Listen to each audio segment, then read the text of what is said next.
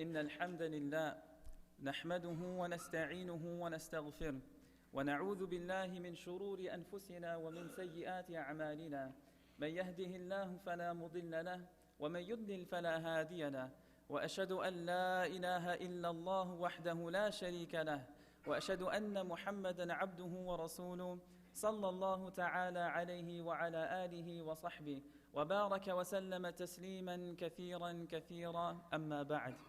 All thanks and praise are due to Allah subhanahu wa ta'ala, whom we thank, seek for help, and invoke for forgiveness. We seek refuge with Allah from the evil within ourselves. He whom Allah guides will never be misled, and he whom Allah allows to be led astray will never find one to guide him. And we bear witness that there's no deity worthy of worship except Allah, and that Muhammad sallallahu alayhi wa sallam is his last and final messenger. Thawban radiyallahu an narrates that the Prophet sallallahu alayhi wa sallam said, يُوشِكُ الْأُمَمُ أَن تَدَاعَ عَلَيْكُمْ كَمَا تَدَاعَ الْأَكَلَةُ إِلَى قَصْعَتِهَا. That soon nations will call upon one another. Soon nations will invite one another to attack you, just like diners invite one another towards their meal. So one of the companions responded, وَمِن قِلَّةٍ نَحْنُ يَوْمَئِذٍ. Is that because we're going to be small in number during that time? So the Prophet ﷺ said, بَلْ أَنْتُمْ يَوْمَئِذٍ كَثِيرٌ. No, on that day you're going to be large in number. وَلَكِنَّكُمْ غُثَاءٌ كَغُثَاءِ السَّيْلِ. But you will be like scum and rubbish, just like the scum and rubbish that is carried by floodwaters. وَلَيَنْزِعَنَّ اللَّهُ مِن صُدُورِ عَدُوِّكُمُ الْمَهَابَةَ مِنْكُمْ. And Allah subhanahu wa ta'ala, He will remove your respect, your honor and awe from the hearts of your enemies. وَلَيَقْذِفَنَّ اللَّهُ فِي قُلُوبِكُمُ الْوَهْنِ. And Allah subhanahu wa ta'ala is going to place weakness in your heart. So one of the companions asked, Ya Rasulullah, O Messenger of Allah, وَمَا الْوَهْنِ. And what is that weakness?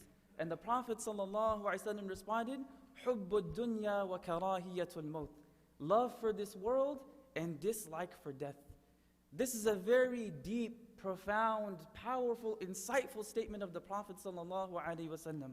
He sallallahu alaihi wasallam is warning us as an ummah that one day soon we as an ummah, as a nation of believers, will be extremely weak, extremely humiliated, extremely disgraced. We're not going to have any honor, respect, dignity, authority, control, power, or voice. That our lives, our honor, will carry no weight and value in the eyes of others. That Muslim blood will become cheap. And I don't know about all of you, but it feels like we are living during those times. It feels like the entire Muslim world is on fire. And it's been burning for quite some time. I'm not that old, but as far back as I can remember, the Muslim ummah, the Muslim world has always been in conflict. There's always some sort of crisis, there's always some sort of hardship, trial, or difficulty that is affecting the entire Muslim world. So if we go back all the way to the early 90s, we witnessed the ethnic cleansing and genocide in Bosnia. It is reported that over 1 million Bosnian Muslims were evicted from their homes in ethnic cleansing.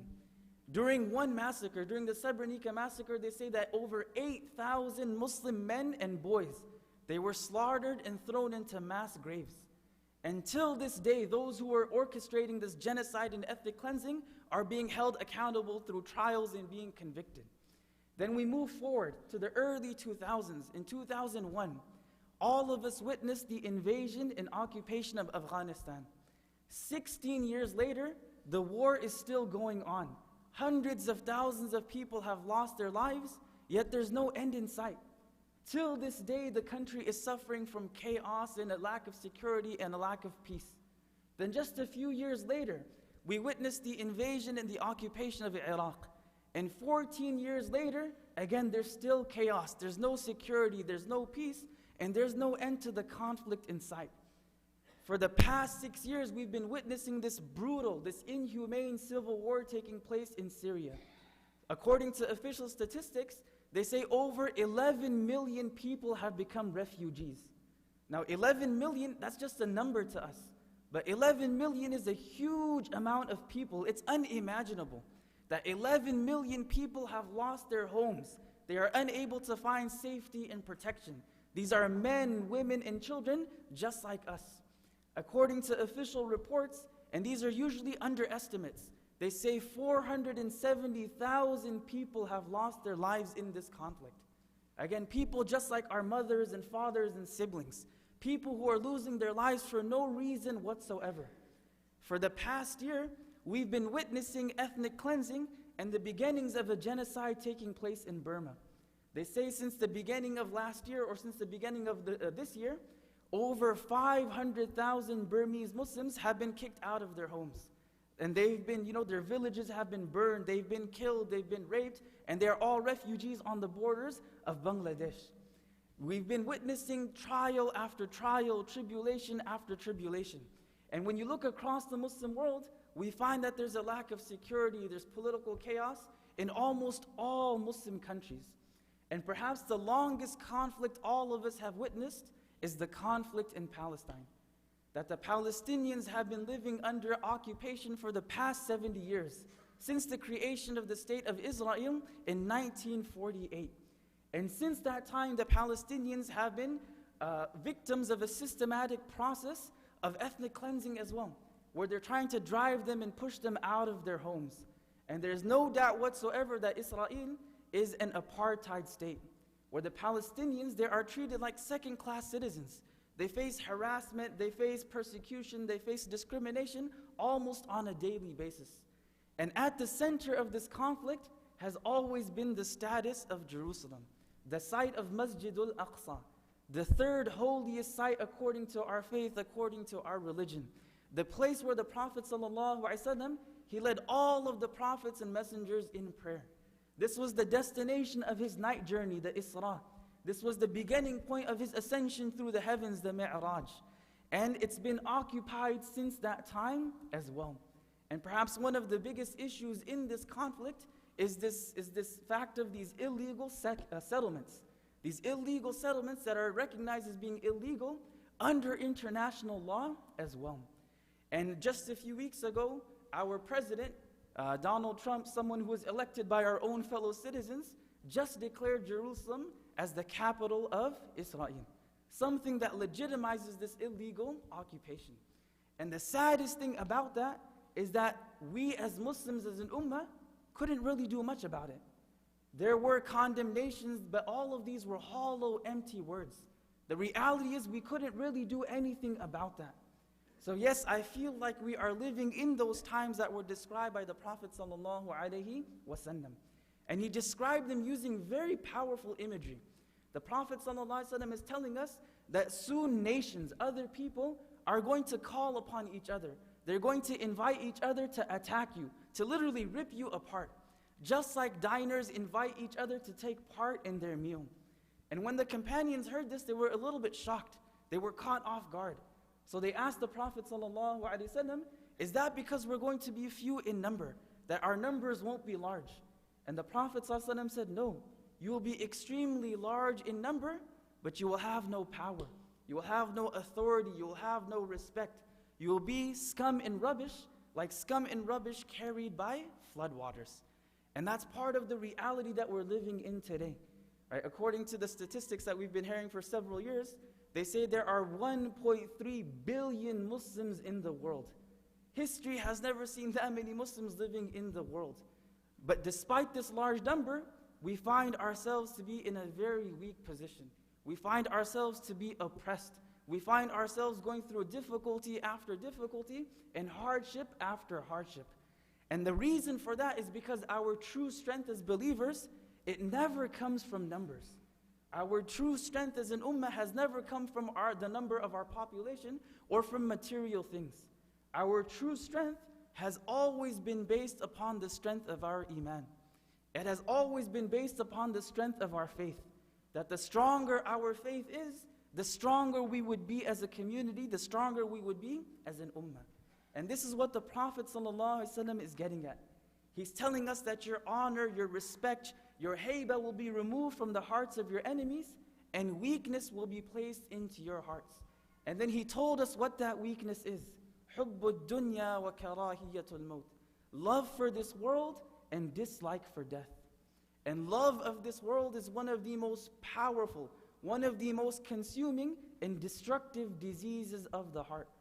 The Prophet ﷺ himself is telling us that this disease of the heart is something that can lead to weakness. It can lead to the weakness of this entire ummah. And all of us, just to be honest with ourselves, we are all caught up in this dunya. We're all caught up in this world.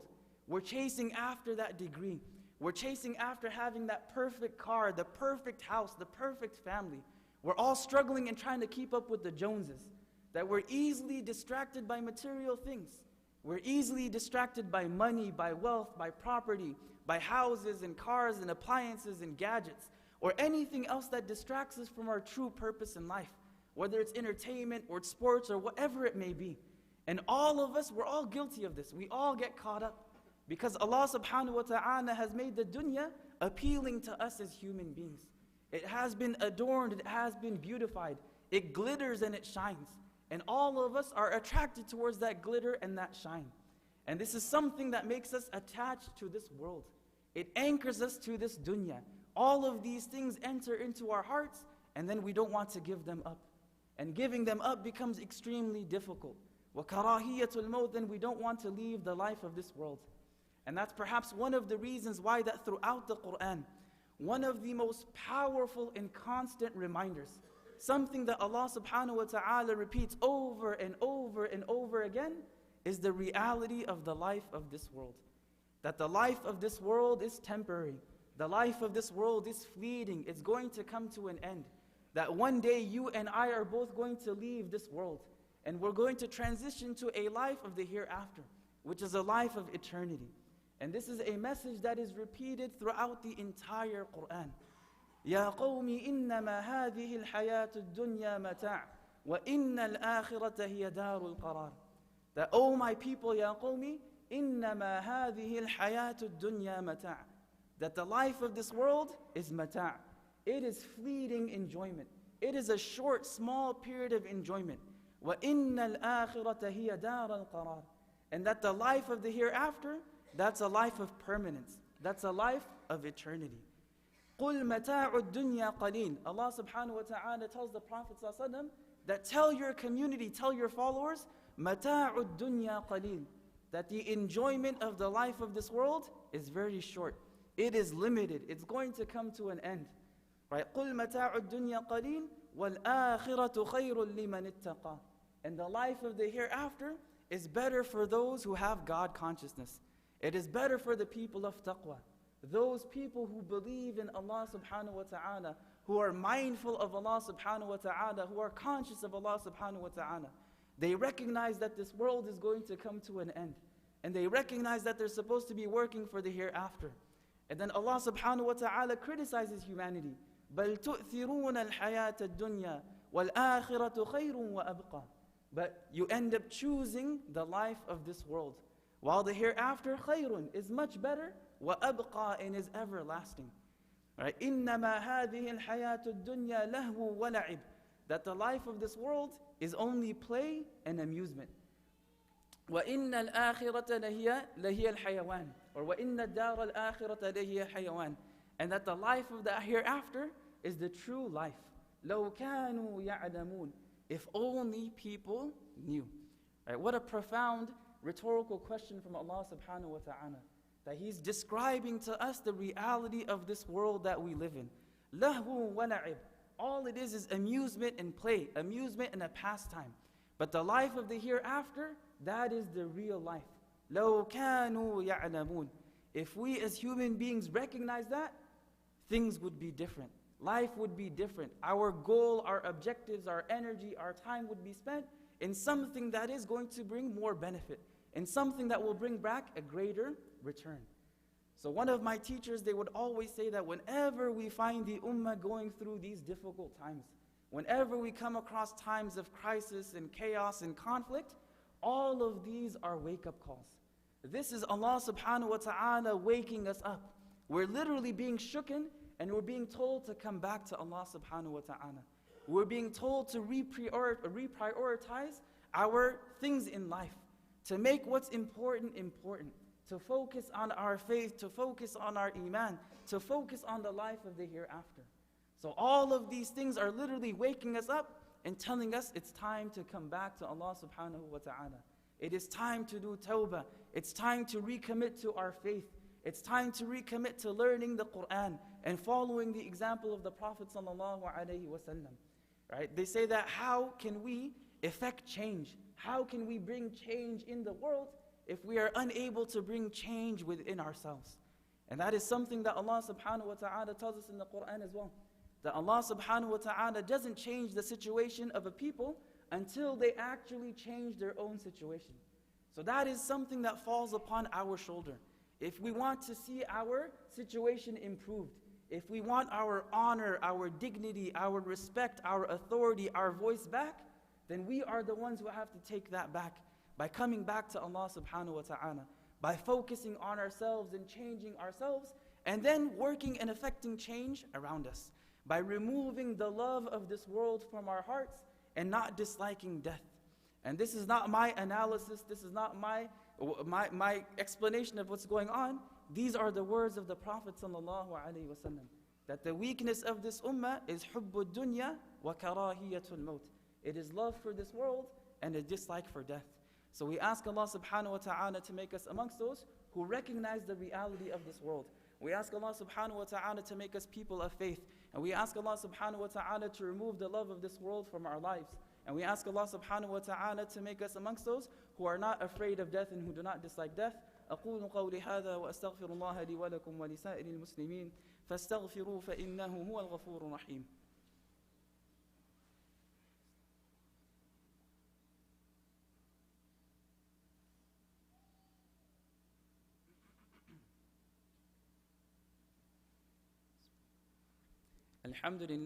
الحمد لله رب العالمين والصلاة والسلام على سيد الأنبياء والمرسلين وعلى آله وصحبه أجمعين ومن تبعهم بإحسان إلى يوم الدين أما بعد. All thanks and praise are due to Allah subhanahu wa ta'ala, and may His peace and blessing be upon His last and final messenger. I'm going to ask everyone to please move forward. Right, fill in the gaps in front of you, make space for the people who are coming in late. Please keep moving forward. So in the first khutbah, I really dislike sounding depressing. But it's important for us as Muslims to be aware of the reality that we find ourselves in. To be real, to be connected, and to be honest with what is going on in the world and what is going on with us as an ummah. But it is also important to remember that going through these trials and tribulations and tests and difficulties is part of being a person of faith. It is part of being a believer. That as believers, Allah subhanahu wa ta'ala is going to test us without a doubt. That's how this world has been set up. And this is something that Allah subhanahu wa ta'ala Himself tells us in the Quran. Right? Allah subhanahu wa ta'ala tells us that He's going to test us. وَلَنَبْلُوَنَّكُمْ بِشَيْءٍ مِّنَ الْخَوْفِ وَالْجُوعِ وَنَقْصٍ مِّنَ الْأَمْوَالِ وَالْأَنفُسِ وَالثَّمَرَاتِ وَلَنَبْلُوَنَّكُمْ. We are surely, definitely going to test you. For those of you who know the Arabic language, this is an emphasized word. وَلَنَبْلُوَنَّكُمْ. We are definitely going to test you. بِشَيْءٍ مِّنَ الْخَوْفِ. Sometimes that test, that trial, that difficulty will be in the form of fear. Sometimes we're going to feel fear inside of our hearts. Maybe because of a lack of security or lack of peace, whatever it may be. وَلَنَبْلُوَنَّكُمْ بِشَيْءٍ مِّنَ الْخَوْفِ وَالْجُوعِ. Sometimes it's going to be in the form of hunger, in the form of famine. وَنَقْصٍ مِّنَ الْأَمْوَالِ. Sometimes it's going to be a loss of wealth. وَالْأَنفُسِ. Sometimes it's going to be a loss of life. Maybe we lose a loved one. وَالثَّمَرَاتِ. Sometimes it's going to be a loss of fruits and produce. So essentially, Allah subhanahu wa ta'ala is telling us He's going to test us in different ways. And for each of us, we're going to experience a different type of test, a different type of difficulty. But He also gives us the key. He also gives us the tool on how to deal with all of these things that come our way. وَبَشِّرِ الصَّابِرِينَ. But give glad tidings to those who are patient. Give glad tidings to those who patiently persevere, who remain firm and steadfast upon their faith when all of these waves come crashing down upon them. الَّذِينَ إِذَا أَصَابَتْهُمْ مُصِيبَةٌ قَالُوا إِنَّا لِلَّهِ وَإِنَّا إِلَيْهِ رَاجِعُونَ. That when they are afflicted with this musibah, with this difficulty, they say, إِنَّا لِلَّهِ. That truly we belong to Allah, وَإِنَّا إِلَيْهِ رَاجِعُونَ. And to Allah we are going to return. Basically, they accept the fact that all of this is happening according to the divine decree, the plan of Allah subhanahu wa ta'ala. that there is some deep divine wisdom behind every single thing that's going on in the world, although we as human beings may not recognize it. أُولَٰئِكَ عَلَيْهِمْ صَلَوَاتٌ مِّن رَبِّهِمْ وَرَحْمَةٌ. Those are the people upon whom is the blessings and mercy of Allah subhanahu wa ta'ala. Meaning those people who respond with patience and perseverance and strength and firmness, they receive salawat from Allah, blessings from Allah, rahmah, mercy from Allah subhanahu wa ta'ala. وَأُولَٰئِكَ هُمُ الْمُهْتَدُونَ. And they are the ones who are truly guided. And this is something that the Prophet sallallahu alaihi wasallam himself experienced. Even his companions experienced these difficulties. Right? Allah subhanahu wa ta'ala asks us a question. أَمْ حَسِبْتُمْ أَن تَدْخُلُوا الْجَنَّةِ وَلَمَّا يَأْتِكُمْ مَثَلُ الَّذِينَ خَلَوْا مِن قَبْلِكُمْ. That do you think you're going to get to paradise? أَمْ حَسِبْتُمْ أَن تَدْخُلُوا الْجَنَّةِ. Do you really think you're going to enter into paradise? وَلَمَّا يَأْتِكُمْ مَثَلُ الَّذِينَ خَلَوْا مِن قَبْلِكُمْ. And you have not yet been tested like those who came before you.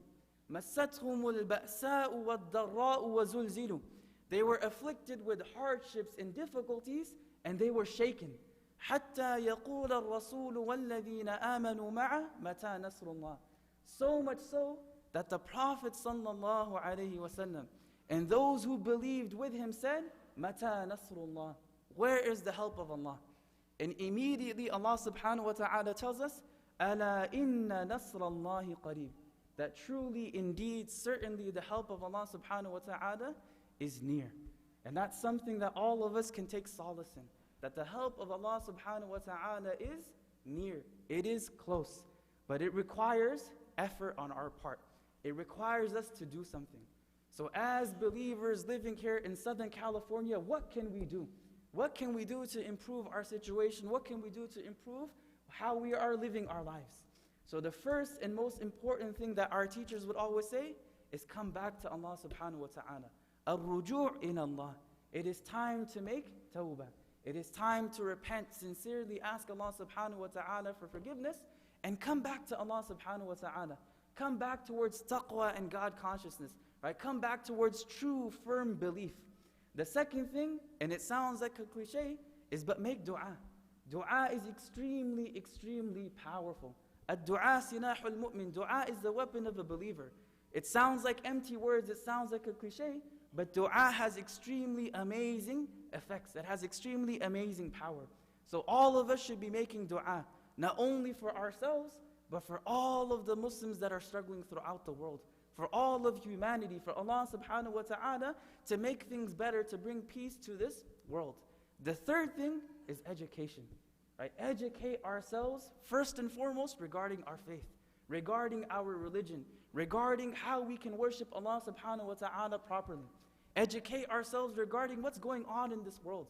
Be aware, be informed. Build awareness in your families, in your social circles. Know what's going on in this world.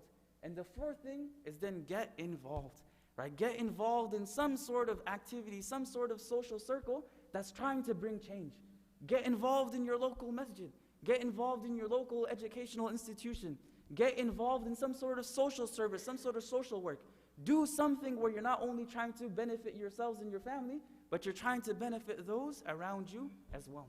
So once again, we ask Allah subhanahu wa ta'ala to make us amongst those who recognize the reality of the life of this world. We ask Allah subhanahu wa ta'ala to bring our honor back. We ask Allah subhanahu wa ta'ala to give us dignity. We ask Allah subhanahu wa ta'ala to give us power and authority. And we ask Allah subhanahu wa ta'ala to remove the love of this world from our hearts. We ask Allah subhanahu wa ta'ala to make us amongst those who are not afraid and dislike death. And we ask Allah subhanahu wa ta'ala to make us amongst those who are patient. That when we are afflicted with a difficulty, we respond with sabr, we respond with patience. And we ask Allah subhanahu wa ta'ala to help all of the Muslims that are struggling throughout the world. May Allah subhanahu wa ta'ala ease their pain and suffering. May Allah subhanahu wa ta'ala give them patience and grant them victory. We ask Allah subhanahu wa ta'ala to help the Muslims in Syria. We ask Allah subhanahu wa ta'ala to help the Muslims in Iraq, in Afghanistan, in Yemen, in Central Africa, in Burma, in Kashmir, anywhere that Muslims are struggling. We ask Allah subhanahu wa ta'ala to give them patience and grant them victory. We ask Allah subhanahu wa ta'ala to cure those of us who are ill. We ask Allah subhanahu wa ta'ala to give Jannah to those of us who have passed away, to give them the highest ranks in paradise, to give patience to their families. And we ask Allah subhanahu wa ta'ala to keep us firm upon faith and to accept all of our good deeds. Inna Allaha wa malaikatahu yusalluna ala nabi. يا أيها الذين آمنوا صلوا عليه وسلموا تسليما اللهم صل على محمد وعلى آل محمد كما صليت على إبراهيم وعلى آل إبراهيم إنك حميد مجيد اللهم بارك على محمد وعلى آل محمد كما باركت على إبراهيم وعلى آل إبراهيم إنك حميد مجيد اللهم انصر الإسلام والمسلمين اللهم انصر الإسلام والمسلمين اللهم أعز الإسلام والمسلمين اللهم أصلح أحوال المسلمين ربنا آتنا في الدنيا حسنة وفي الآخرة حسنة وقنا عذاب النار ربنا ظلمنا أنفسنا وإن لم تغفر لنا وترحمنا لنكونن من الخاسرين ربنا إننا آمنا فاغفر لنا ذنوبنا وقنا عذاب النار اللهم حبب إلينا الإيمان وزينه في قلوبنا وكره إلينا الكفر والفسوق والعصيان واجعلنا من الراشدين اللهم تقبل منا إنك أنت السميع العليم وتب علينا إنك أنت التواب الرحيم عباد الله إن الله يأمر بالعدل والإحسان وإيتاء ذي القربى وينهى عن الفحشاء والمنكر والبغي يعظكم لعلكم تذكرون فاذكروني أذكركم واشكروا لي ولا تكفرون أقم الصلاة